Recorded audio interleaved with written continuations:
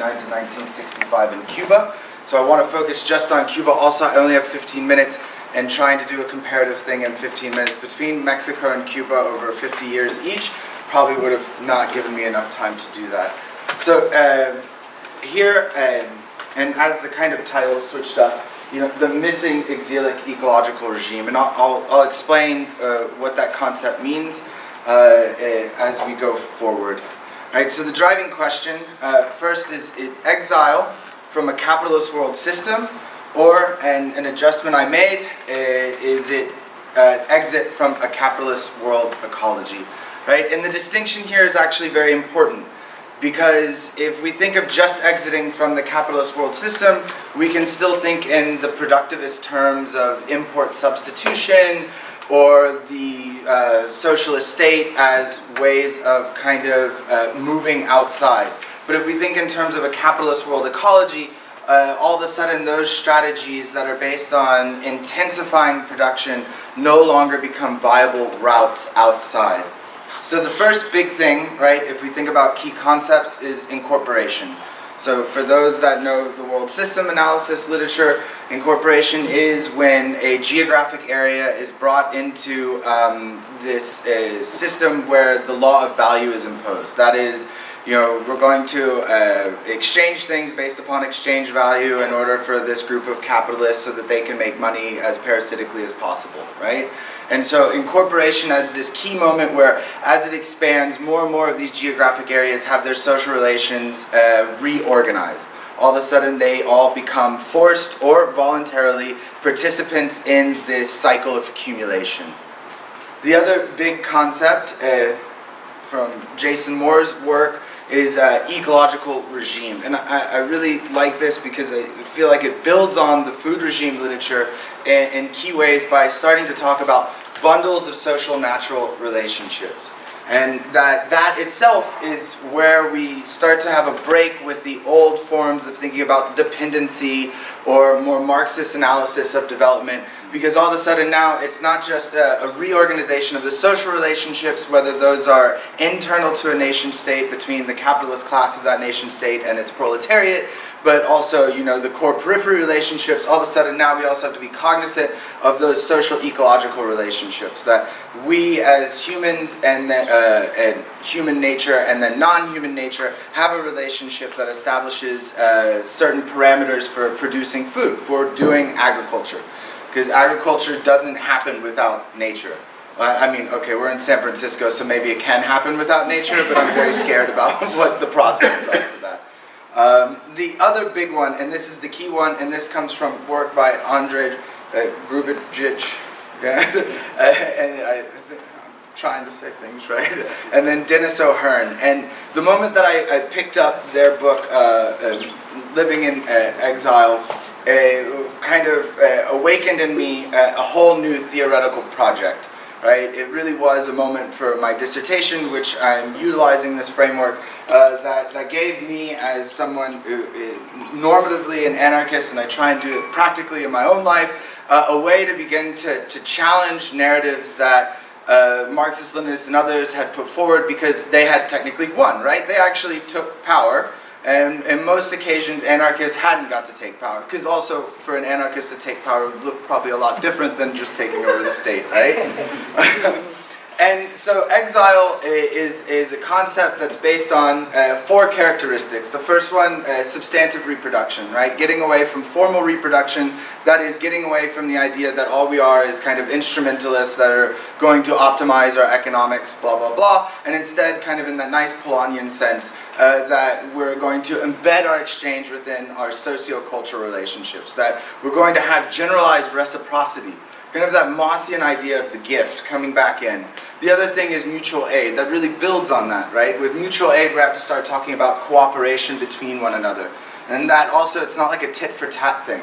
I mean, maybe there can be some of that, but it goes beyond that. That all of a sudden, like, I can give somebody something because I know that down the line they'll give something, that we can handle it also outside of the purview of the state. That doesn't have to be administrated for us, right? And then the others, two are key because they're very political, right? That's egalitarianism and then direct democracy.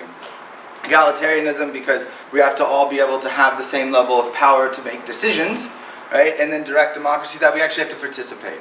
And I also think in that is also an idea of collective responsibility that is also very key, right? If you're going to have direct democracy, you actually have to participate.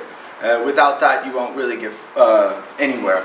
And then in recent work with co-authors Javier Castro and Alexander Reed Ross, we talked about exile and rupture.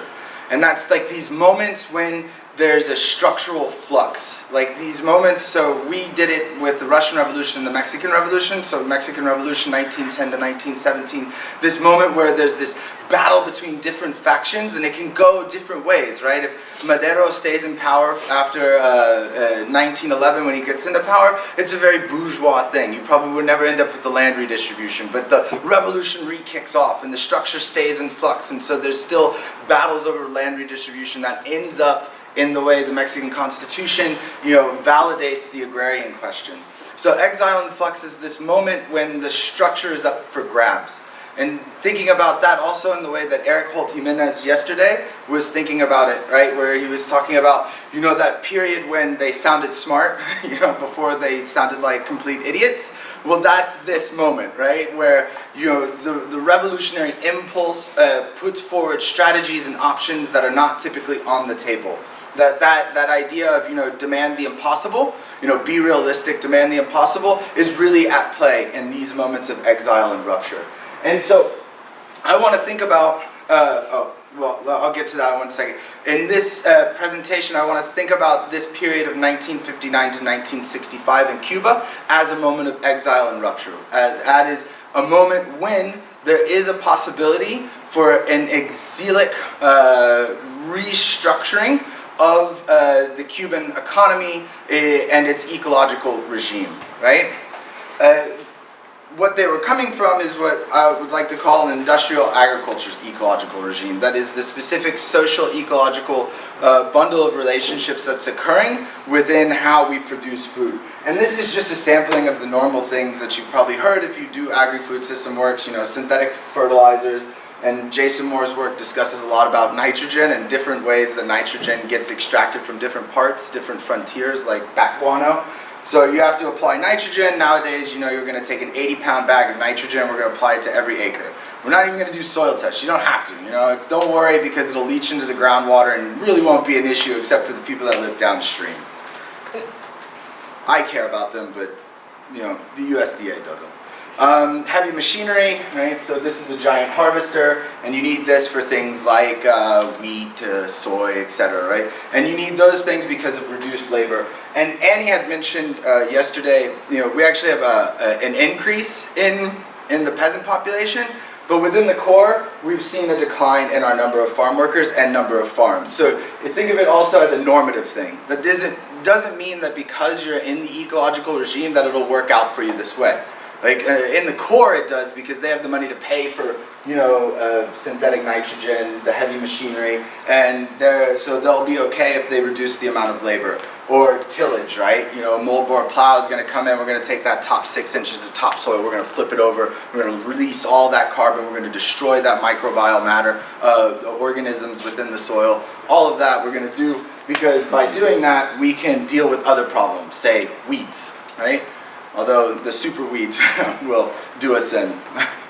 And then chemical pesticides, largely.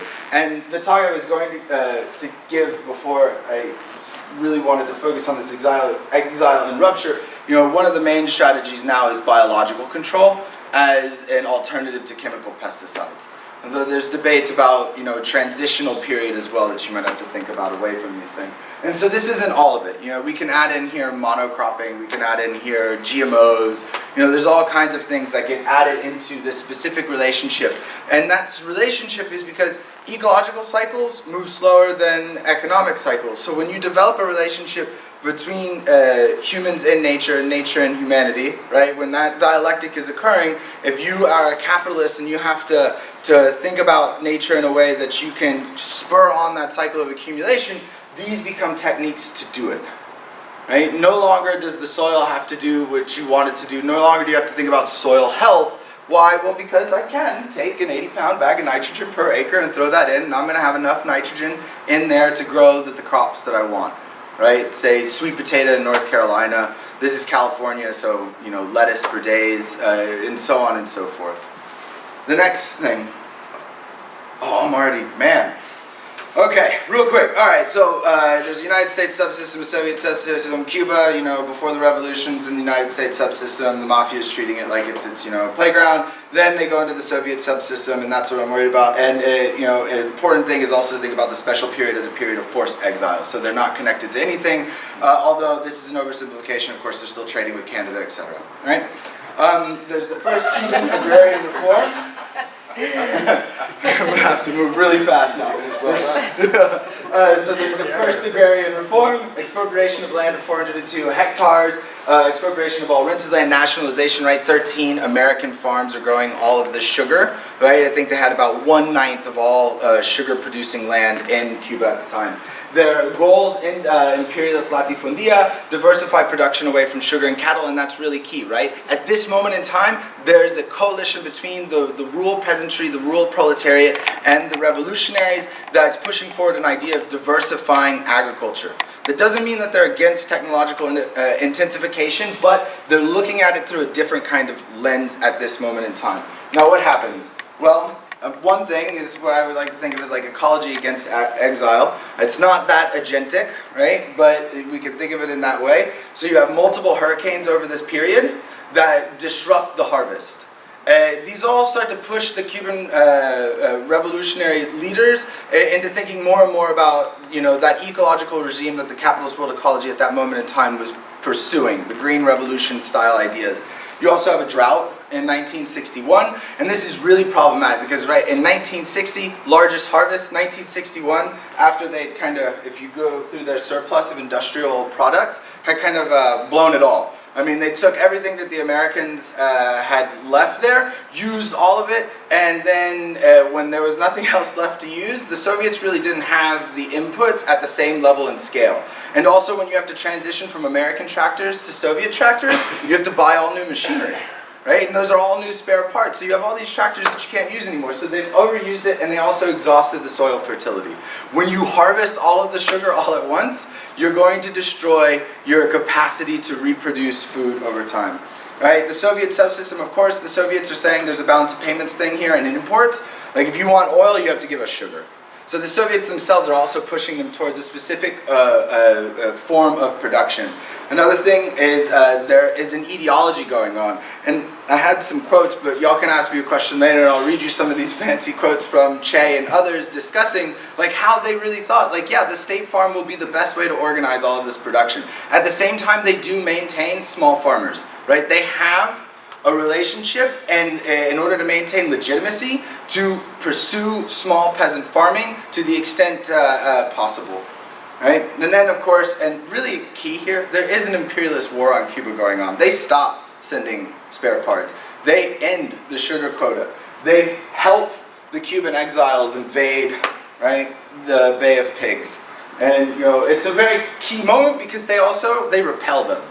Right, and there's songs, El Himno del Guerrillero, right, which I put on in the car and I drive down the street and throw the hand on it, so it's fun stuff. And then of course, Eisenhower breaks the relationship. So there's an imperialist war going on. This leads to the second agrarian reform. That second agrarian reform, that's when they do what I would say their really incorporative moment. This is when we see that exilic opening during Exile and Rupture begin to close. This moves towards expansion of the state farms.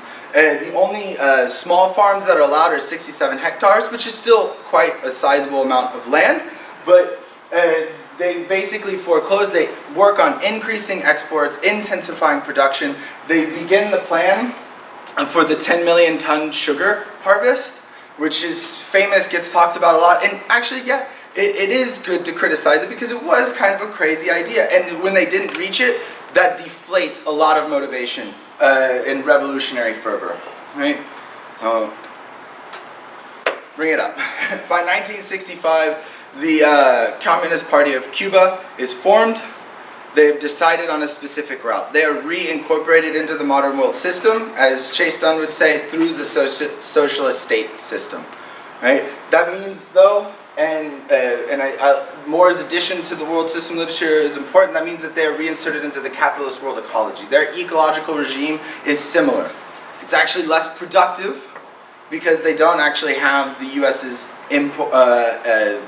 inputs to be able to increase production over time, and therefore, if you look at the data on their yields are never as good. And so that brings me to a couple of points, and I'll end here. Oh yeah, okay.